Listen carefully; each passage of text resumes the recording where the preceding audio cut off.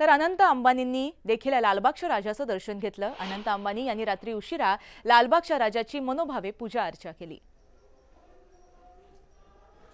आपण हे दृश्य पाहतोय। लालबागच्या चरणी अनंत अंबानी लीन झालेले आहेत। बाप्पाची मनोभावे पूजा केली आहे, अर्चा केलेली आहे। आपण ही तेव्हाची दृश्य पाहतोय। रात्री त्यांच्या हातून ही मनोभावे पूजा करण्यात आली, तेव्हाचे ही दृश्य आहेत।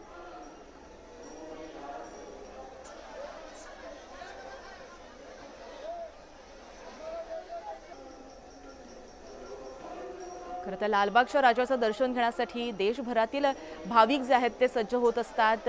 नेहमीप्रमाणे बाप्पाच्या चरणी लीन होत असतात। VIP असतील, त्याचबरोबर कलाक्षेत्र असेल, राजकीय क्षेत्र असेल, विविध मंडळी लालबागच्या चरणी लीन होत असतात। तसंच अनंत अंबानींचं सुद्धा आपण हे दृश्य पाहतोय।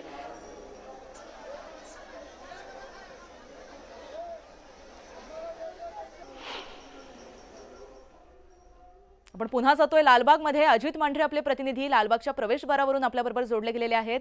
अजित, सध्या कसं वातावरण आहे, काय सांगाल?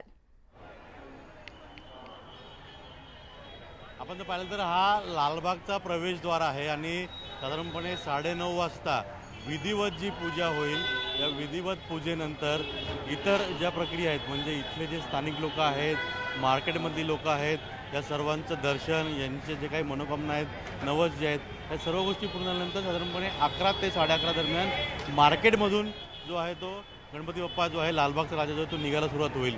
इथलं वैशिष्ट्य म्हणजे आपण जर बाहेर बघितलं तर बाहेर पूर्णपणे आपल्याला दिसेल की तयारी चालू आहे। जय्यत तयारी असते या ठिकाणी।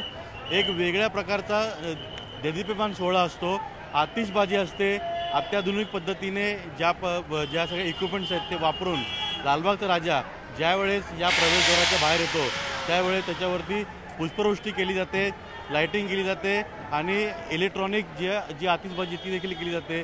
आणि याच ठिकाणी लालबागच्या राजाला परंपरागत पद्धतीनं जो कोळी समाज जो आहे, मुंबईचा कोळी समाज जो आहे, त्यांचा ब्रास बँड जो आहे त्याची मानवंदना दिली जाते। आणि यानंतर जो डाव्या बाजूने गणपती बाप्पा जो आहे लालबागचा राजा हा पुढे जाऊन इथून लवकर युटर्न घेईल आणि पुढे या संपूर्ण गल्लीतून जो आहे पुढच्या जो हिंदमाता चौक आहे त्या हिंदमाता चौकातून पुन्हा फिरून या प्रवेशद्वारापर्यंत येईल आणि त्यानंतर सरळ जो करी रोडचा उड्डाणपूल आहे त्या करी रोडच्या उड्डाणपुलावरून पुढे जो आहे तो गणपती बाप्पा विसर्जन मार्ग जो आहे त्या मार्गाला मार्गस्थ होईल।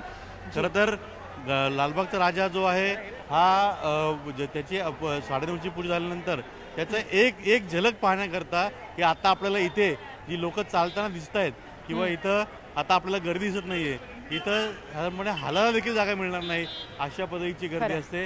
लालबागच्या राजाचं एक झलक पाहण्याकरता त्यांचे भक्त जे आहेत ते या ठिकाणी गर्दी करतात आणि दोन्ही बाजूला गणेश गल्ली असेल, चिंतामणीचा राजा असेल, त्याच पद्धतीने इथलं आतले जे खूप जुने गणपती आहेत ते सर्व गणपती जे आहेत या मार्गाने निघतात आणि खरंच एक मोठा देदीप्यमान सोहळा असतो किंवा एक डोळ्यामध्ये नजरेमध्ये भरून ठेवणारा तो क्षण असतो।